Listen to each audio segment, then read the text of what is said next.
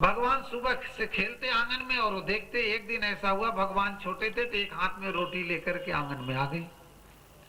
ऊपर छज्जे पर बैठे काग भुसुंडी जी वो लीला देख रहे हैं, भगवान क्या लेके आए? रोटी। और कौवा देख के जैसे बच्चा दिखाता ना ऐसे दिखा रहे हैं, ये लो ये लो ये लो। और जब काग भुसुंडी पास में आते खाने के लिए तो रोटी तो वापस अंदर खींच लेते और अंगूठा दिखाने लगते। इस लीला को देख करके भक्तों काग भुसुंडी जैसे ज्ञानी के अंतःकरण में संशय पैदा हो गया कि ये भगवान नहीं, ये तो कोई साधारण ही बच्चा है। ये भगवान नहीं तो कोई साधारण बच्चा है। संशय तो कब किसके हृदय में पैदा हो जाए उसे कौन जानता है। ये बात मन में आई और उड़े। इतने में भगवान ने क्या काम किया, अपने हाथ से कौवे को पकड़ने की चेष्टा किया। जब मन में ये बात आ गई कि ये भगवान नहीं, ये साधारण बच्चे हैं, उसी क्षण परमात्मा ने अपने हाथ को आगे बढ़ाया और आगे बढ़ा करके कौवे को पकड़ना चाहते हैं। कौवा उड़ने लगा, हाथ पीछे पीछे चलने लगा। आज सारे ब्रह्मांड में कौवा उड़ के चला गया, लेकिन हाथ उनका पीछा ही नहीं छोड़ा। हाथ में और कौवे में दूरी कितनी थी? केवल 2 अंगुल की दूरी थी। अंत में वो थक गए, परमात्मा के मुंह में चले गए। वहां पर अंदर जाकर के उन्होंने सारा ब्रह्मांड देखा, लेकिन राम रूप दूसर नहीं देखा। तो रामायण में तो काग भुसुंडी जी और भगवान श्री राम के चरित्र में आता है कि 2 अंगुल की दूरी रही भगवान श्री राम के हाथ में और काग भुसुंडी के देह में। भागवत में क्या आता है कि जब सखियां उलाहना लेके आती हैं भगवान श्री कृष्ण की तो मां यशोदा क्रोध करती हैं और एक बार इतनी क्रोधित हो गई, कहने लगी इसको बांध दो। जब बांधने लगी तो उन्होंने क्या काम किया कि जितनी भी घर में रस्सी थी, पहले सोची एक छोटी सी रस्सी ला किससे बांधो, लेकिन जब रस्सी से बांधने लगी तो रस्सी कितनी पड़ गई? 2 अंगुल छोटी पड़ गई। वो बांधते जोड़ते चली गई, यहां तक कि घर की अगल बगल की सारी रस्सी जुड़ गई और सखियों की जो जूरा था ना चोटी, वो भी खुल गया, वो भी जुड़ गया। लेकिन सब कितना छोटा पड़ता था? मात्र 2 अंगुल ही छोटा पड़ जाता था। बाद में मां यशोदा के समझ में आया, ओ हो, मैं जिसे बांध रही हूं ये कहीं बंध सकता है? मैं जिसे बांध रही हूं ये कभी बंध नहीं सकता।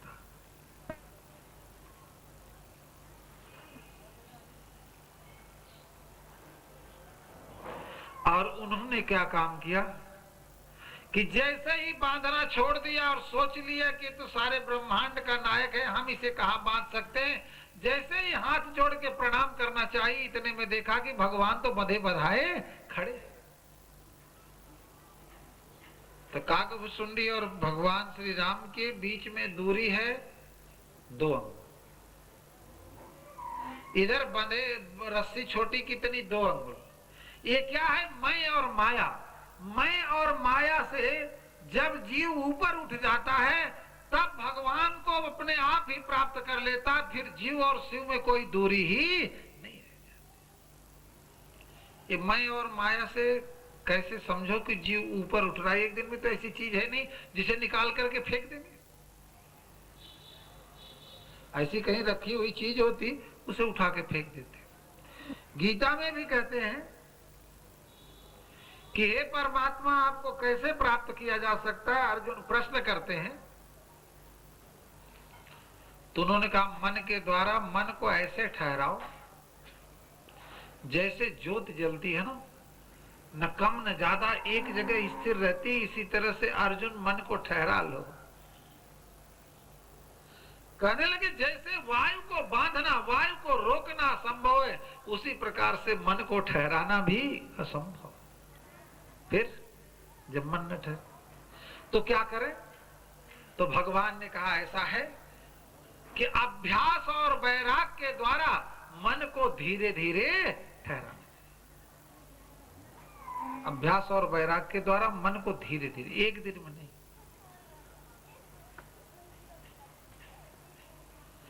एक दिन आपने कोई काम किया, उसे अभ्यास में लाओ और जगत के प्रति मिथ्या ऐसा छोड़ो ऐसा करके तुम्हारे अंदर वैराग्य जगेगा और अभ्यास होगा। और जब सत्संग में जाते हो ना, तभी ये दोनों चीजें सुनने को मिलती हैं और कहीं दूसरी जगह मिलती ही नहीं। अच्छा, मान लो आपके सामने सब है, आपके परिवार में, आपके मोहल्ले में, नात मात रिश्तेदार,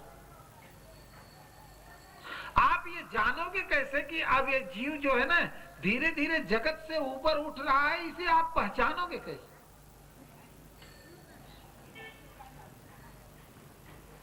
देखें, परमात्मा में मन लग रहा है, वो तो पहली पहचान है ही। लेकिन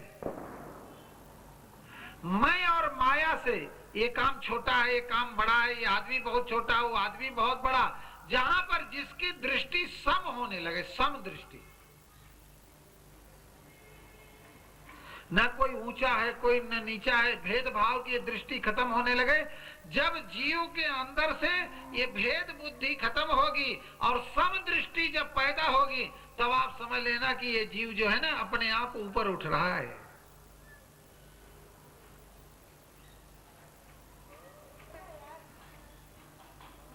और आपने सुबह प्रभात फेरी में देखा होगा,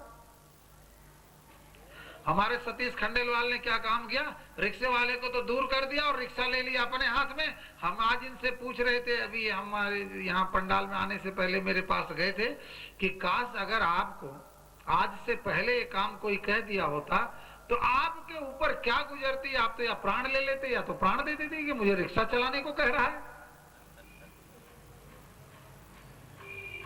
लेकिन हमने कहा कि आज भीड़ इतनी ज्यादा थी सतीश जी कि मेरी मनसा तो उस दिन पूरी होगी जिस दिन जिस जीव को देखता हूं कि इसके अंदर मैं ही नहीं है। हम कभी भी आपको प्रवचन में मेरे आपने विकारों के बारे में नहीं सुना होगा, क्योंकि जिसका नाम लो ना, चिंतन करो, वो विकार आ जाते हैं, चाहे वो लोभ हो, चाहे क्रोध हो, चाहे काम हो।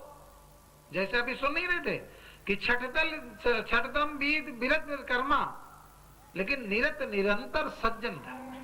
अगर सज्जनों का धर्म निरंतर आप पालन करते रहे तो बहुत कर्म तो अपने आप ही छूट जाएगा, उसको छोड़ने की जरूरत क्या। अलवर से जयपुर जाना है और तुम केवल घर में कपड़े पहन करके इधर घूमते रहो और उधर घूमते रहो और चिल्लाते रहो नौकर चाकर के ऊपर, अरे मुझे अलवर जयपुर जाना है, जयपुर जाना है, जयपुर जाना है, तो क्या तुम जयपुर जाओगे? कभी नहीं पहुंचोगे, उसी में घूमते रह जाओगे। लेकिन आप अगर यात्रा प्रारंभ कर दो, चाहे पैदल ही पूरा चल दो, महीना में पहुंचोगे, साल में पहुंचोगे, लेकिन पहुंचोगे जरूर। उसी प्रकार से आध्यात्मिक विद्या है, इस आध्यात्म के पथ पर जो चल देता है तो एक न एक दिन मंजिल को एक हमने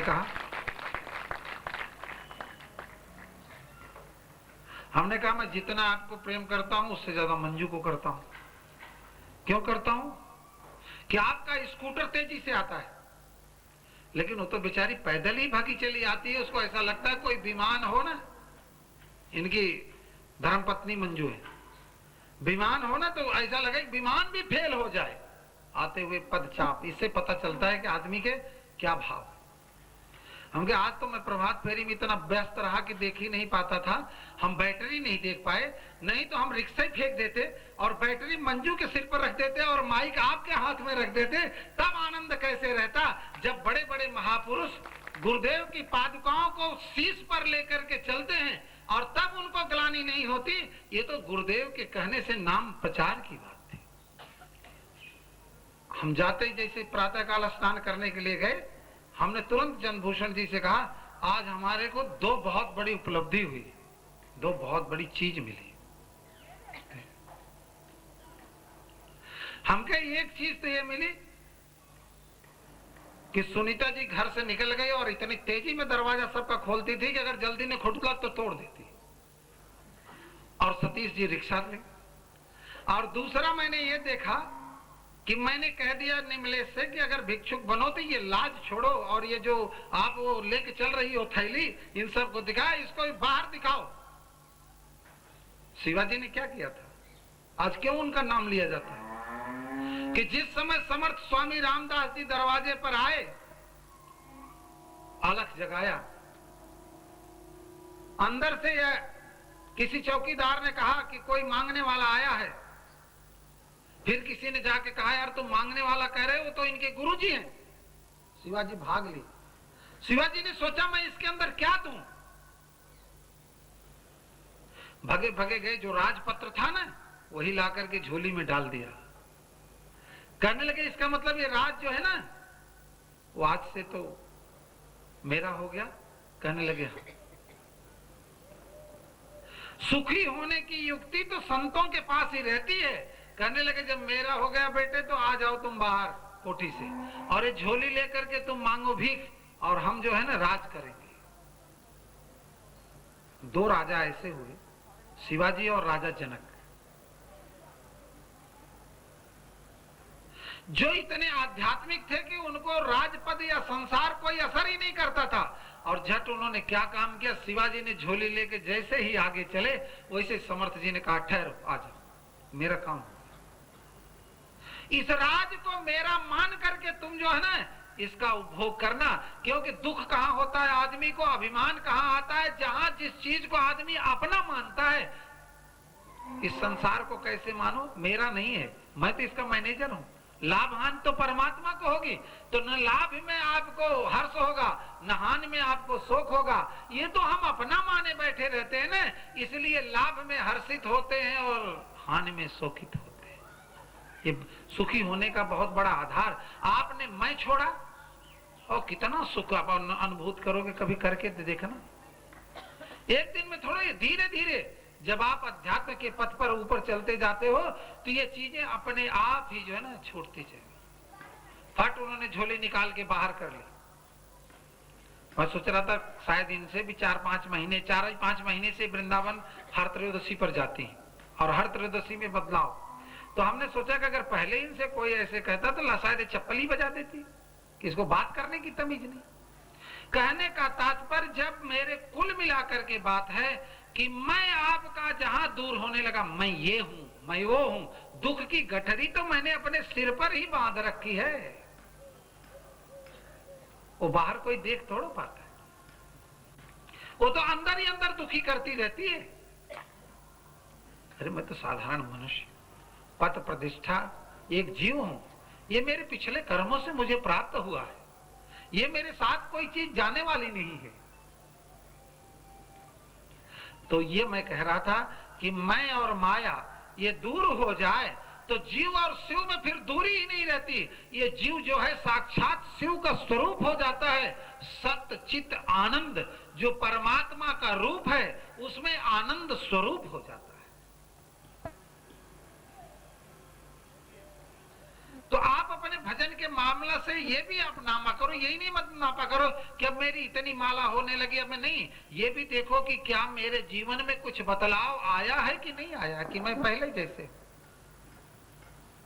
मैं सबके गुण को ग्रहण करता रहता हूँ, ये हनुमान जी की कृपा है। भक्ति के लाइन में वाल्मीकि जी ने भगवान श्री राम से एक बात कही है कि हृदय में तुम उसके वास करना, किसके? अवगुण तज सबके गुण गहई। अपने अवगुणों को तो धीरे धीरे छोड़ें और जो दूसरों में गुण दिखता है ना उसको अपने अंदर लो। एक दिन स्कीम नंबर 1 में बात हो रही थी, ये इसलिए दृष्टांत के बिना सिद्धांत समझ में नहीं आता। किसी का मैं स्वार्थ से बड़ाई नहीं करता, क्योंकि जिसके मन में कोई चाह एक चीज की स्वार्थ रहती है। अगर आपके भक्ति और प्रेम बढ़ता जाता तो पता नहीं क्यों ऐसा लगता है कि हृदय फट जाए और इसी में इसको संभाल। वहां पर कुछ भक्तों की बात हो रही थी, तो हमारे कमल गोयल जी का भी घर धन्य है कि जहां पर सारे ही भक्त हैं बहुए। तो हमने कहा हमारे पूरे देश में, जबकि कितने प्रदेशों में ओम नमः शिवाय परिवार है, हमने कहा हमारे देश में 3 भक्त सबसे श्रेष्ठ एक मामले में हैं कि गुरु भाइयों को बड़े आदर से देखते हैं, अभिमान उनके मन में रहता ही नहीं। तो सबको जिज्ञासा हुई किसके। हमने कहा हापुड़ में एक महिला है गांव में, आसपास के क्षेत्र के लोग आते हैं, घूंघट प्रथा है, और लेकिन ये कोई कह देता कि मैं फला गांव से हूं, मैं ओम नमः शिवाय परिवार का हूं, अरे आओ आओ बैठो, अंदर बुलाओ इनको और पहले पानी पिलाओ। ऐसा लगता है जैसे पीहर से ही कोई भाई है।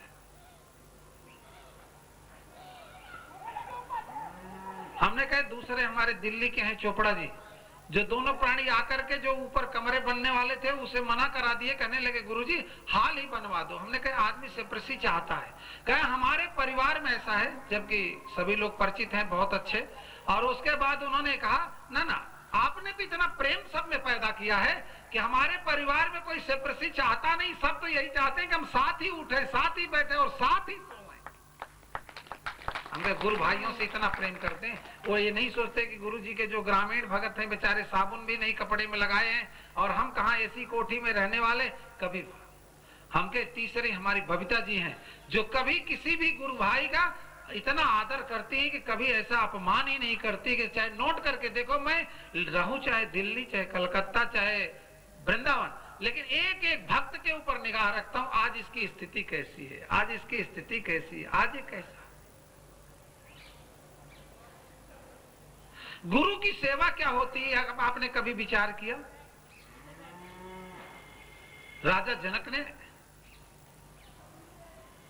अष्टावक्र से कहा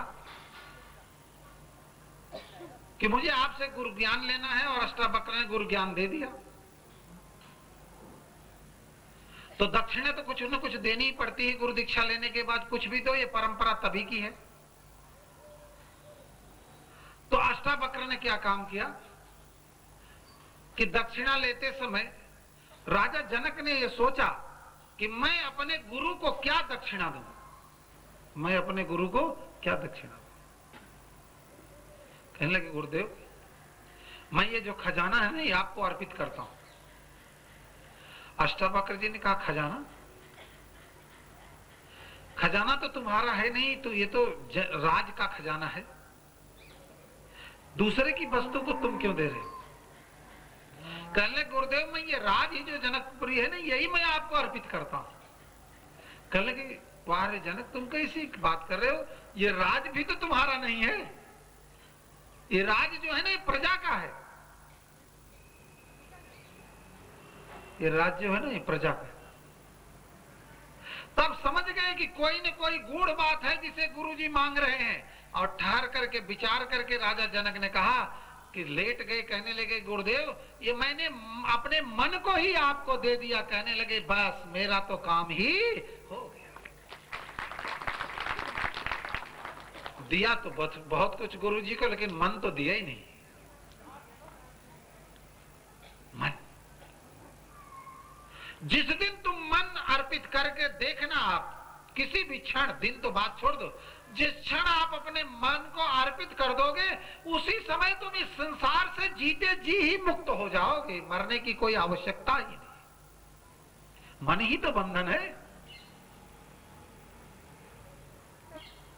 दुख का कारण है जन्म लेना, और जन्म लेने का कारण है आसक्ति, और आसक्ति का वास कहां होता है? मन के अंदर आसक्ति का वास होता है। इसलिए गुरुदेव को मन अर्पित करने के बाद जीते जी ही जीव जो है मुक्त हो जाता है।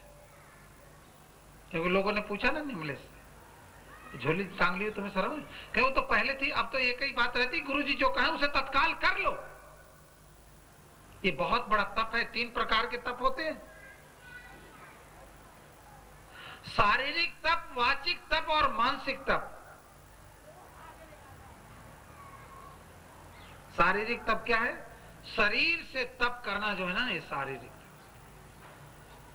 आज हमारा व्रत है, हम 4 बजे उठ के कार्तिक स्नान कर रहे हैं, हम कंदरा में चले गए। उस तपस्या को चाहे छोटी ले चाहे बड़ी ले, वो तपस्या जो है ना, इस जो स्थूल शरीर की तपस्या है, ये जो है ना ये शारीरिक तप है। वाचिक तप, वाणी से सत्य बोलना चाहिए, मधुर बोलना चाहिए, परमात्मा के गीत गाना चाहिए, उनके यश को गाना चाहिए।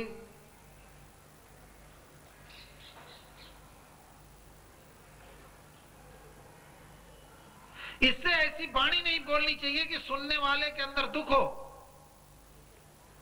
कुल मिलाकर के यहां तक कहा गया कि सत्यम ब्रूयात प्रियम ब्रूयात ना ब्रूयात सत्यम अप्रियम। जो लोग कठोर सत्य बोलते हैं वो भी एक पाप है। सच तो बोलो, सत्यम ब्रूयात प्रियम ब्रूयात। सत्य बोलो, लेकिन सत्य कैसा हो? प्रिय हो। अगर सत्य जो है ना कड़वा होगा ना, तो वो भी किसी को चोट पहुंचाया जा सकता। तो जो ऐसे संयम करते हैं ना, उनका वाचिक तप, यानी कुल मिला के एक शब्द में जो वाणी को संयम में रखते हैं, वो वाचिक तप। तीसरा मानसिक तप, ये हमको सबसे बड़ा कठिन लगता है,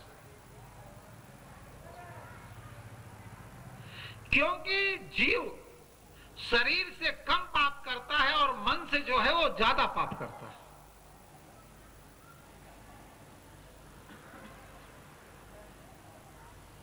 जीव की इंद्रियां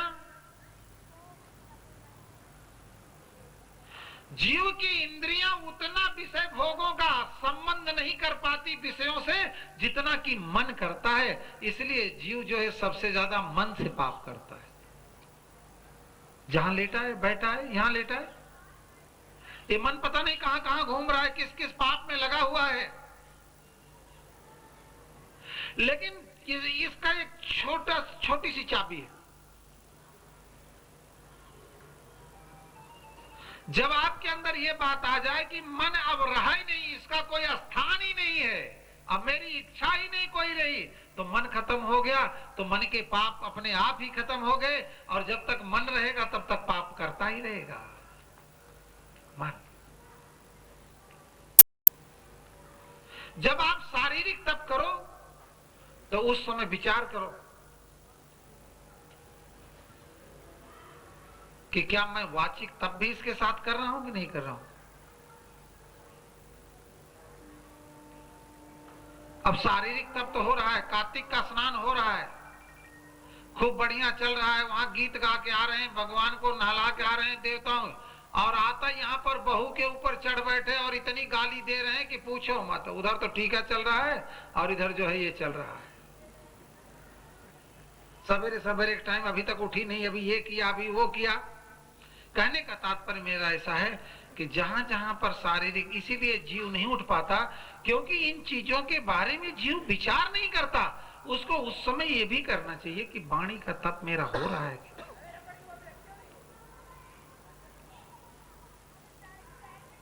और जब वाणी का तप होने लगे तब अपने मन को भी चेक किया करो। चालाक लोग क्या काम करते हैं, मन को देखते। इस वक्त मेरा मन कहां पर है, ये चालाक लोग इसी का निरीक्षण करते हैं। आप ध्यान में बैठो कमरे के अंदर, मन आपका बाहर चला जाए, आप जाने दो। आप तो नहीं गए ना मन के साथ। ये मन भी 3 प्रकार का होता है। सबसे श्रेष्ठ कौन होता है उसे सुनो। ओम नमः शिवाय, ओम नमः शिवाय, ओम नमः शिवाय, ओम नमः शिवाय, भोले नमः शिवाय, शंकर नमः शिवाय, भोले नमः शिवाय, शंकर नमः शिवाय, ओम नमः शिवाय, ओम नमः शिवाय, ओम नमः शिवाय, ओम नमः शिवाय। बोल दो गौरी शंकर भगवान। पहले मृगवत मन है, दूसरे नंबर पर मरकट मन है। पहले मृगवत मन, फिर मरकट मन, फिर मधुकर मन।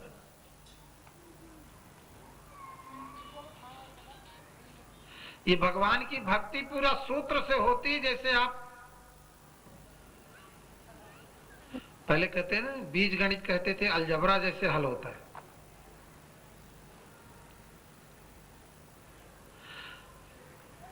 तो मृगवत मन, मधुकर मन, और मृगवत मन, मरकट मन, और फिर मधुकर मन।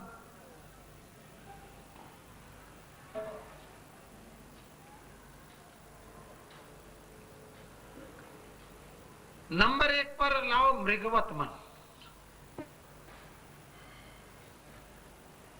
मृग का मतलब हिरण होता है, लेकिन यहाँ पर जो संबोधन दिया गया है वो मृगवत मन का मतलब पशुवत मन। मृग पशु है ना, इसलिए उसको कहा गया कि पशुवत मन।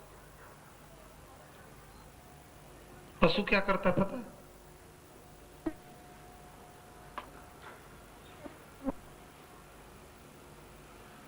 किसी बगीची में पशु खड़ा है और इधर मुंह करके पशु खड़ा है और इधर पक्षियों के चलने से, कुछ होने से पत्ते जो है खुरखुरा रहे हैं, तो वो जो पशु है वहां खड़ा ना, वो अपनी दृष्टि को उधर मोड़ दिया, उधर देखने लगा कि इधर से घरघराहट किधर से आ रहा।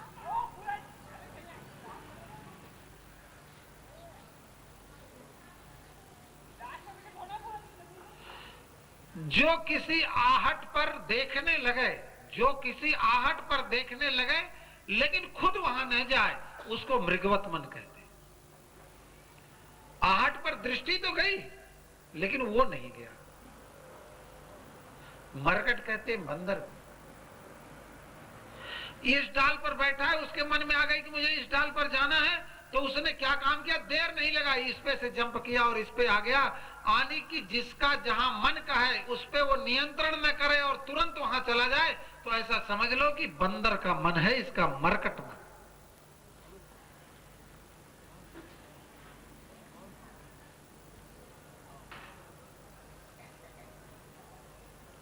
मृगवत मन, मरकट मन। मृगवत मन में ऐसा हो गया कि मेरा मन गया लेकिन मैं नहीं गया, दोनों में अंतर है।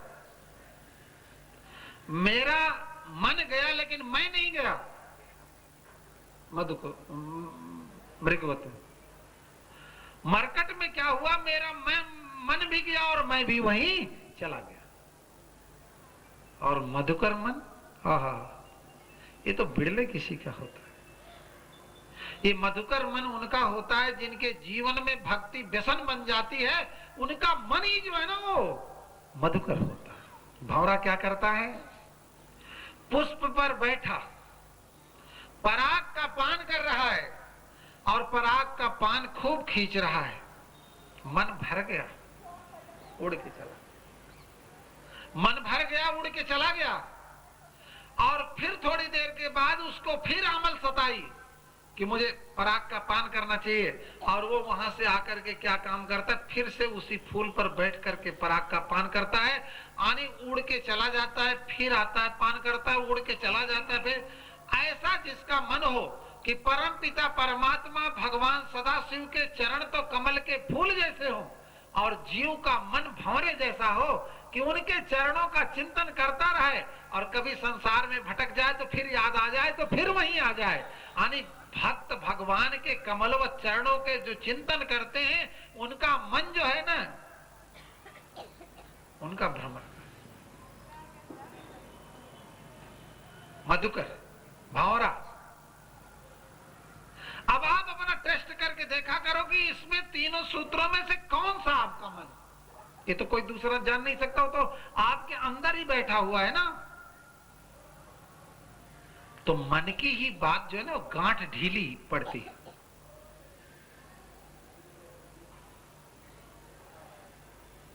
जब भक्ति करोगे ना, तो मन की गांठ जो है बहुत ढीली, कितनी चीजों से जकड़ी है, रूढ़ बात था, और उससे सबसे कितने उससे ये आनंद ले ही नहीं पाती, तो कसी ही कसी रहती है।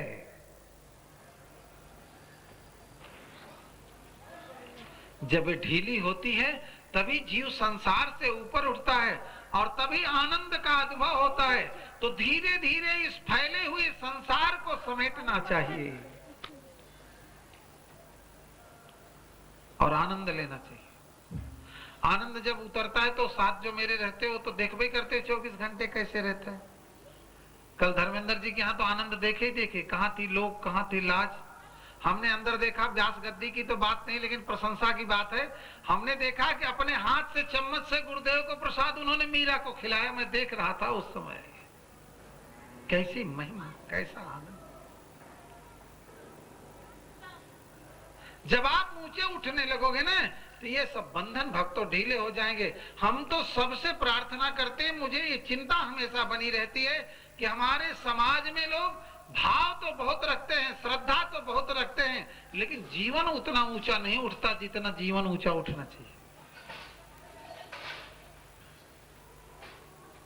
और जितना जीवन उठेगा उतने दुख तुम्हारा पीछा छोड़ेगा। और अगर जीवन नहीं छूटे, रात का सोने का आनंद जो लोग साथ लिए बुद्ध विहार में 1 बजे रात के बाद, तो सब वहीं सो गए, चरणों में ऐसे सो गए, सवेरे वहीं से प्रभात फेरी में आए। ये क्या है? स्टेटस को खत्म करता है। जब तुम्हें सुख मिलेगा ना, वो तुम किसी से व्यक्त नहीं कर पाओगे। आनंद मिलेगा उसे किसी से कह नहीं पाओगे। जैसे गूंगे को गुड़ खिलाओ और उससे कामना करो कि वो व्यक्त कर दे, तो बेचारा व्यक्त कैसे कर सकता है? वैसे जो जीव, जो मैं बात कह रहा हूं, इसका जो आनंद लेता है उसको व्यक्त ही नहीं कर पाता। वाणी में उसकी शक्ति ही नहीं रहती।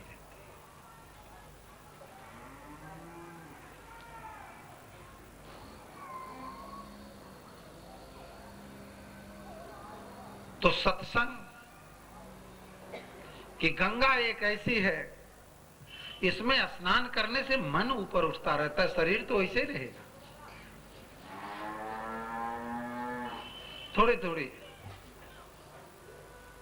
तुलसीदास जी ने तो कहा कि एक घड़ी आधी में पुनियाद, तुलसी संगत साधु की हरे कोटि अपराध। लेकिन साथ में तो ये भी कहा, दूसरा भी तो देखना चाहिए।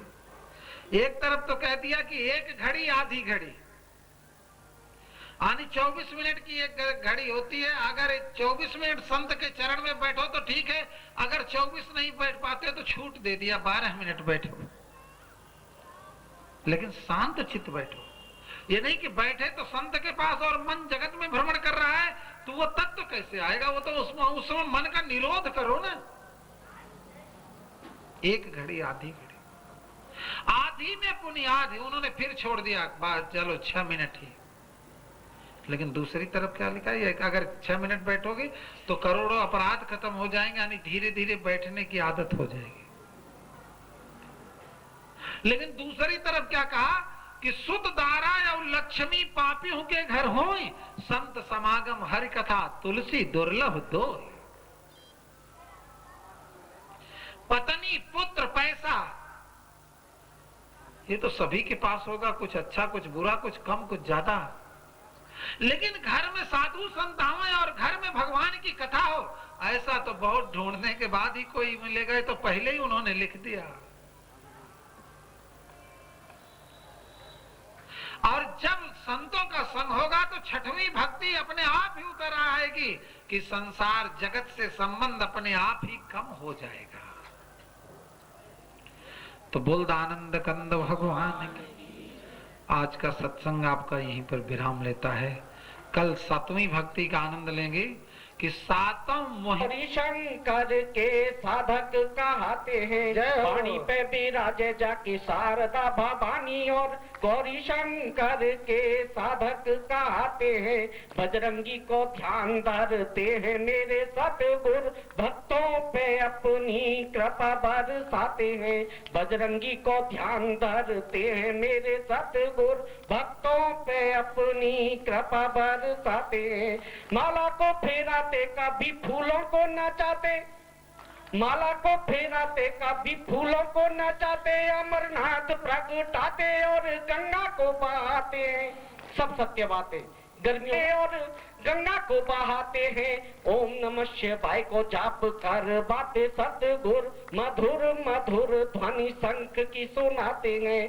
ओम नमः शिवाय को जाप कर बातें सतगुरु, मधुर मधुर ध्वनि शंख की सुनाते हैं। आते ज्ञान देते, शक्ति देते, भक्ति देते, मुक्ति देते और कर बातें, ये तो शिव को गुणगान है। ज्ञान देते, भक्ति देते, शक्ति देते, मुक्ति देते और कर बातें, ये तो शिव को गुणगान है। पारस से बड़ो काम करते मेरे सतगुरु। पारस जो लोहे को सोना बना देती है, लेकिन संत उससे ऊंची चीज है, क्योंकि संत, सच्चा संत हमेशा चाहता है मेरा शिष्य, मेरा भक्त मेरे से आगे बढ़े। तो पारस से बड़ो काम करते मेरे सतगुरु, धरते ही हाथ ये तो करते महान है। पारस से बड़ो काम करते मेरे सतगुरु, धरते ही हाथ ये तो करते महान है। बोल सतगुरुदेव ब्रह्म भगवान की जय। मान करूं तेरा मुझे ऐसा वर दे दो, गुणगान करूं तेरा इस बालक के सिर पे, गुरु हाथ रहे तेरा मुझे ऐसा वर दे दे, गुणगान करूं तेरा इस बालक के सिर पे, गुरु हाथ रहे तेरा। सेवा नित तेरी करूं, तेरे द्वार पे आऊं मैं, सेवा नित तेरी करूं, तेरे द्वार पे आऊं मैं, चरणों की धूली को निज शीश लगाऊं मैं, चरणों की धूली को निज शीश लगाऊं मैं, निज शीश लगाऊं मैं, चरणामत पा करके नित कर्म करूं मेरा, इस बालक के सिर पे, गुरु हाथ रहे तेरा मुझे ऐसा वर दे दे, गुणगान करूं तेरा। भक्ति और शक्ति दो, अज्ञान को दूर करो, भक्ति और शक्ति दो, अज्ञान को दूर करो, अरदास करूं गुरुवर अभिमान को चूर करो, अरदास करूं गुरुवर अभिमान को चूर करो, अभिमान को चूर करो, नहीं द्वेष रहे मन में, रहे वास गुरु तेरा, इस बालक के सिर पे, गुरु हाथ रहे तेरा मुझे ऐसा वर दे दो, गुणगान करूं तेरा, इस बालक के सिर पे, गुरु हाथ रहे तेरा। विश्वास रहे मन में, तुम साथ ही हो मेरे, विश्वास रहे मन में, तुम साथ ही हो मेरे, तेरे ध्यान में सोऊं मैं, सपनों में रहो मेरे, तेरे ध्यान में सोऊं मैं, सपनों में रहूं मेरे, चरणों से लिपट जाऊं, तुम ख्याल करो मेरा, चरणों से लिपट जाऊं, तुम ख्याल करो मेरा, इस बालक के सिर पे, गुरु हाथ रहे तेरा, मुझे ऐसा वर दे दे, गुणगान करूं तेरा, मेरे यश कीर्ति को गुरु मुझसे दूर रखो, मेरे यश कीर्ति को गुरु मुझसे दूर रखो, इस मन मंदिर में तुम भक्ति भरपूर भरो, इस मन मंदिर में तुम भक्ति भरपूर भरो, भक्ति भरपूर भरो। तेरी ज्योति जगे मन में, करो ध्यान तेरा गुरुवर, इस बालक के सिर पे गुरु